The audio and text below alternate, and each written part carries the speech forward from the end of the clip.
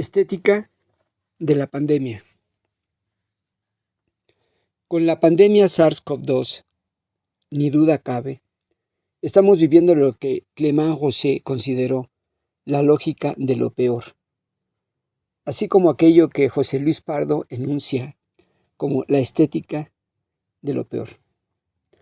Del mismo modo que el virus que circula imparable entre los habitantes de este planeta, sin respetar líneas fronterizas, distinciones sociales, religiosas o políticas, las imágenes de horror, muerte, desolación, impotencia y vergüenza de los efectos causados por el virus circulan entre los ciudadanos de uno a otro continente, sin importar las nacionalidades, creando una atmósfera de horror y angustia.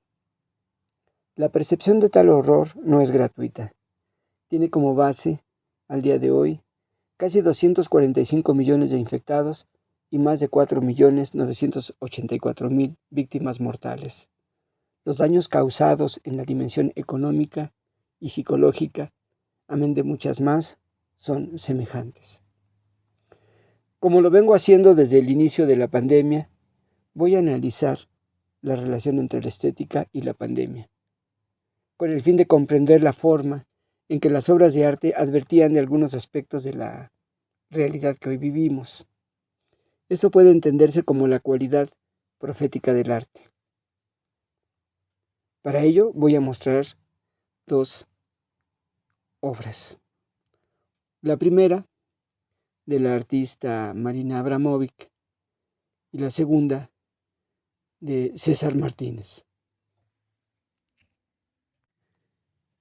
El desnudo bajando una escalera, obra cubofuturista de Marcel Duchamp, expuesta en el Armory Show en el año 1913, provocó su casi expulsión de la escena artística francesa y, por el contrario, prefiguró su triunfo en el nuevo centro del arte mundial, New York, que iba a desplazar el eje artístico moderno París-Berlín.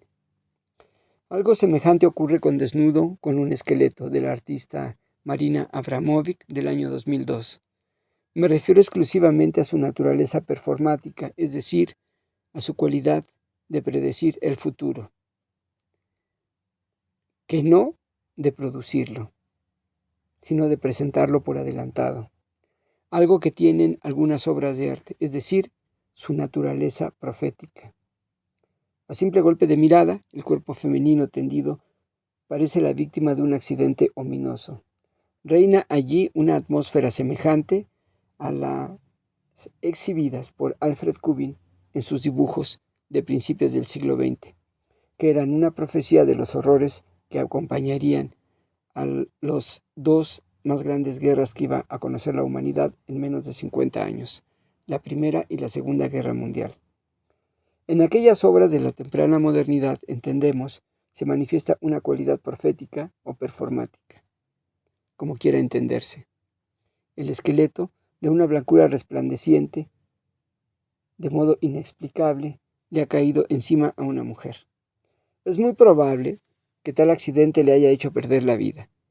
¿Cuáles serían las causas que provocaron esta catástrofe inesperada, inexplicable y siniestra, instaurando una escena de pesadilla? ¿Qué situación inesperada e impensable habría llevado a este esqueleto a precipitarse sobre el cuerpo desnudo y justo por ello inerme? ¿Y cómo habría caído así, tan ordenadamente sobre el cuerpo inerte?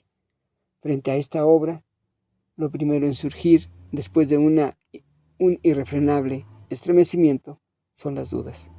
Sobre el cuerpo de carne exhibida y hueso oculto, muestra inequívoca de una voluptuosidad incuestionable, luce de forma chocante una osamenta que parece de la misma talla que el cuerpo tendido. Curioso dato. La fábrica ósea que debía quedar oculta en todo cuerpo humano se halla ahora expuesta y cumple la función de manto. El esqueleto cubre el cuerpo femenino al que también parece acariciar.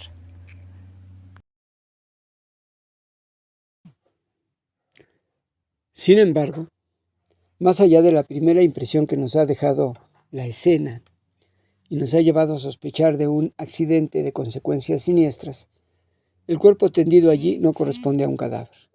Si se mira con la cautela propia de un detective, tal vez la mayor de las cualidades exigidas al espectador accionista de la obra conceptual, el evento registrado en video del performance Desnudo con un esqueleto del año 2002, 2005, 2010, bastan unos cuantos segundos para comprender que la mujer se encuentra aún viva.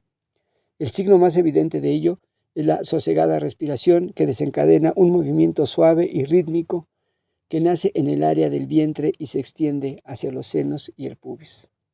Tal movimiento corporal, que provoca un estremecimiento en el espectador, tiene un efecto voluptuoso en ese cuerpo que se creía sin vida, el cual da muestra ahora de una animosidad esplendorosa.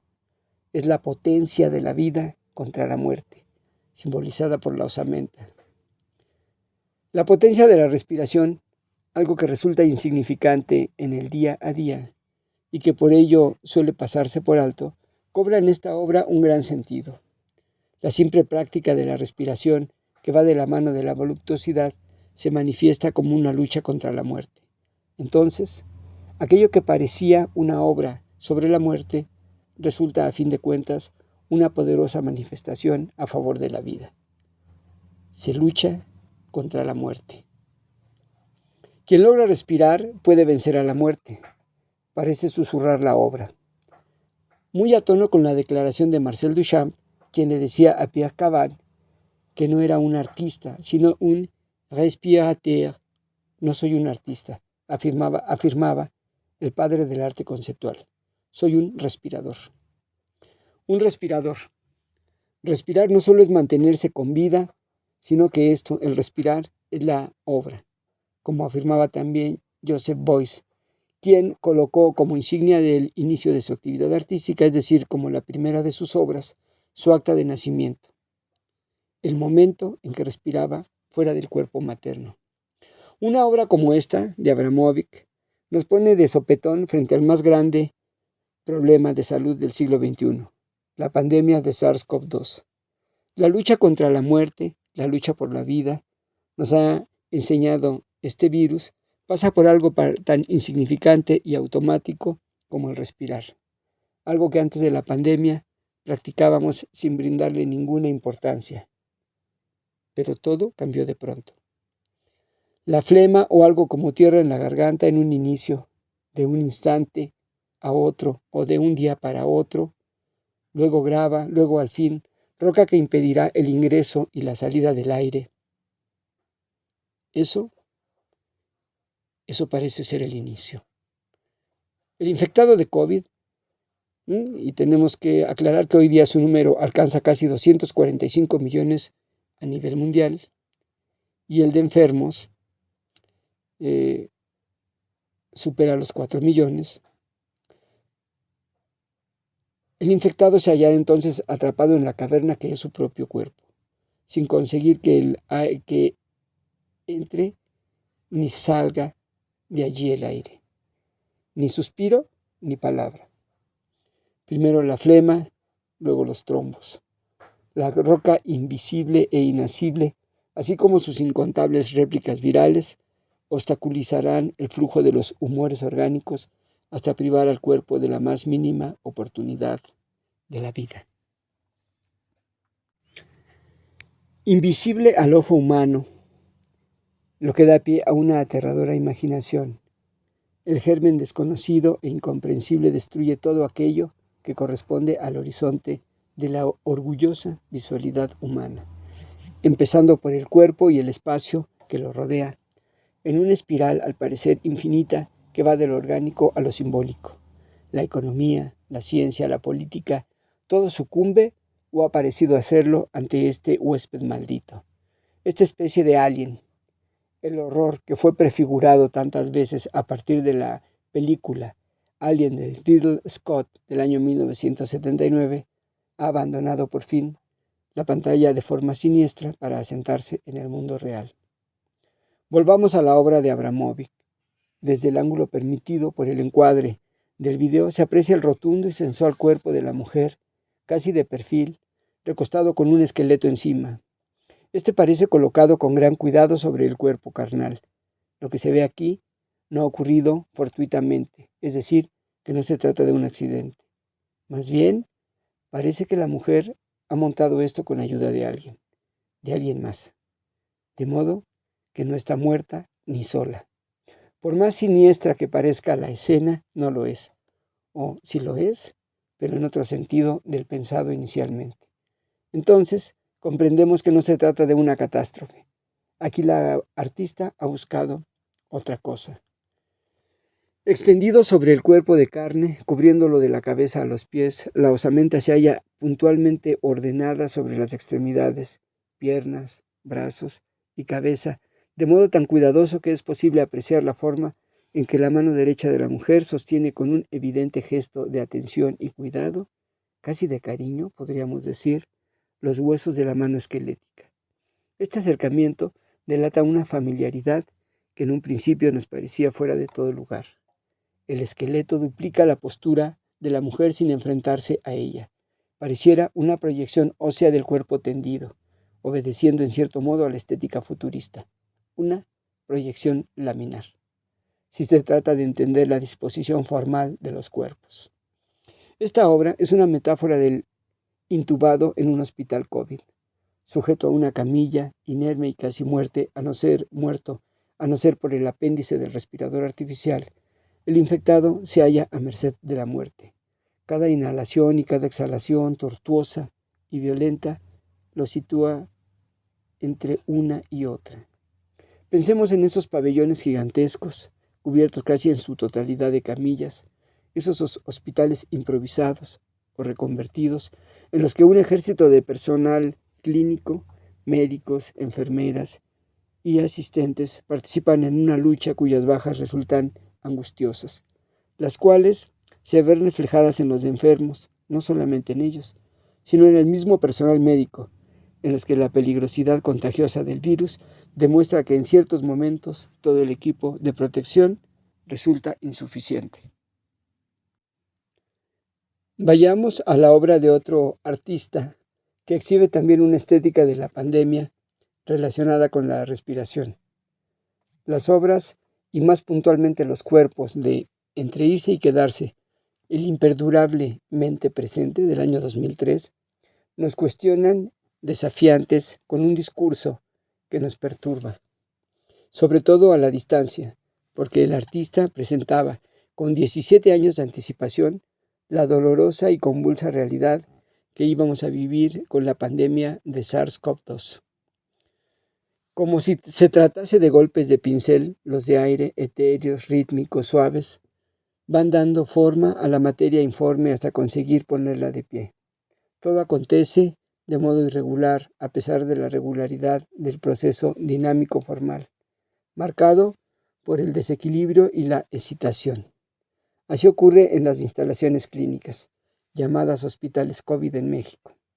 Auxiliados por los respiradores artificiales, intubados, los pacientes graves, a golpes de aire se les va inyectando el oxígeno en el cuerpo. Golpes etéreos, rítmicos, suaves, casi imperceptibles, buscan brindarle de nueva cuenta forma y vida a ese cuerpo que acelerada y trágicamente la está perdiendo.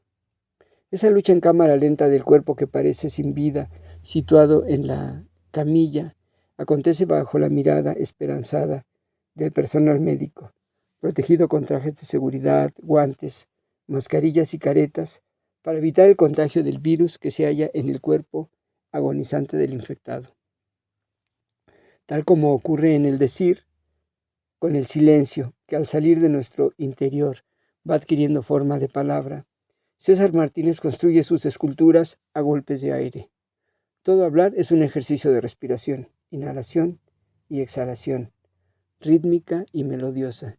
Por ello, es posible identificar una práctica discursiva en el emplazamiento de esos cuerpos que habitan el espacio de forma fugaz y precaria.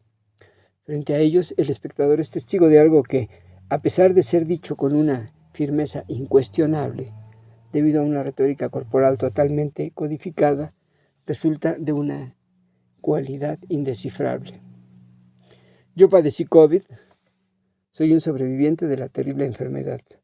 Durante las 2 últimas semanas de diciembre del año 2020, viví la etapa más crítica. El oxígeno estaba agotado en mi ciudad, Guanajuato. No podía moverme porque todo el esfuerzo físico me resultaba imposible. No podía hablar por el aire insuficiente y a cada intento me salía una tos que lo impedía y me provocaba un dolor tremendo en la espalda. No podían internarme en un hospital COVID porque necesitaba un certificado de ser portador de la enfermedad, el cual debía conseguir formándome en un centro de salud en una larga fila y demoraban 13 días para entregarlo. Así que padecí la enfermedad con la entereza de quien carece de todo, menos del deseo de vivir. Mientras estaba agonizante en casa al cuidado de mi mujer y mi hijo, que también estaban contagiados, pero de forma menos severa, pensaba en esta obra de César Martínez, que había visto en Madrid en el año 2003, en el Centro de Arte Contemporáneo Cuartel Conde Duque. En la obra de César Martínez hay un eco insoslayable de los cuerpos inflables de Vito Acconci presentes en Home Entertainment Center de 1993. Ambas propuestas son sendos conjuntos de cuerpos instalados a modo de red por cables o mangueras que, al tiempo que permiten la exhibición de actos de expresión individual, hacen una narrativa colectiva. Tal red, que podría simbolizar el lenguaje o la ideología, sistemas que sirven de cohesión a los grupos sociales en una lectura actual, simbolizan la aterradora realidad de los cuerpos intubados en los hospitales COVID. En la obra de Acconci se echa de ver la rigidez de los cuerpos, que hace posible una retórica sexual exhibicionista que podría situarse en el espectro masoquista. Con descaro, los cuerpos exhiben su sexualidad con una espectacularidad desafiante. Otro tipo de obscenidad es la que se halla presente en los cuerpos de César Martínez, tan cercanos a una realidad que sobrevendría de golpe, marcando una catástrofe 17 años después. En estas esculturas de látex no hay rigidez ni retórica posible que no sea la de la pura forma que se afirma para sustraerse. Al entrar en la galería, algo que viví como espectador en el Centro Cultural Conde Duque en 2004, tuve la sensación de hallarme en un lugar donde no debería estar. La misma sensación que se experimentaría al ingresar a las unidades de terapia intensiva y mirar esos cuerpos intubados, sujetos a un respirador artificial porque el virus ha destruido la capacidad pulmonar, imposibilitando la respiración. ¿Cuántos de esos sentimientos que dan clara cuenta de la catástrofe humana provocada por el COVID es posible identificar no solo en el enfermo, sino en los familiares? En una enfermedad que en el primer año fue vista como un estigma y las víctimas y familiares fueron víctimas del rechazo, tanto como el personal clínico que se hacía cargo de ellos y que experimentó violencia inusitada en los espacios públicos. Devaluación, humillación, destrucción, vergüenza provocada por la enfermedad. Animado por un sistema de mangueras que inyecta aire para extraerlo después, instaurando un ciclo que parece infinito, esta exhibición de cuerpos constituye una red que bien podría simbolizar la sociedad actual. Algo que ya encontrábamos en Matrix, de una película de Lana y Lily Wachowski del año 1999, film distópico que alerta sobre el peligro de una sociedad sustentada en la conexión de sus habitantes. Esa es la sociedad COVID. Habitantes conectados mediante un sistema de inyección virtual. Así se vivió la realidad a partir de la pandemia, con cifras aterradoras por el número de muertos y la insuficiencia de camas en las unidades de terapia intensiva en la mayor parte de los países del mundo. Incluido Estados Unidos, el país más poderoso, se ha convertido en el caso con mayor número de infectados y muertos, y Nueva York, la ciudad más importante del mundo, llegó a mostrar el mayor número de decesos por COVID en su momento. Obras como las aquí analizadas trascienden el mero ámbito artístico y estético y justo por ello alcanzan ese nivel considerado conceptual. Se trata, a mi juicio, de máquinas o dispositivos estéticos semiótico-filosóficos que, sin perder nada de su poder estético ni artístico, devienen dispositivos para ser utilizados como máquinas en la solución de problemas de índole totalmente distinta de aquella en que surgieron. La realidad, en muchas ocasiones, se presenta como una semiosis descompuesta, que requiere de herramientas y máquinas que podrían auxiliar en su reparación. La reparación de la realidad humana inicia con su interpretación, que apunta al conocimiento o reconocimiento. Es todo, muchas gracias.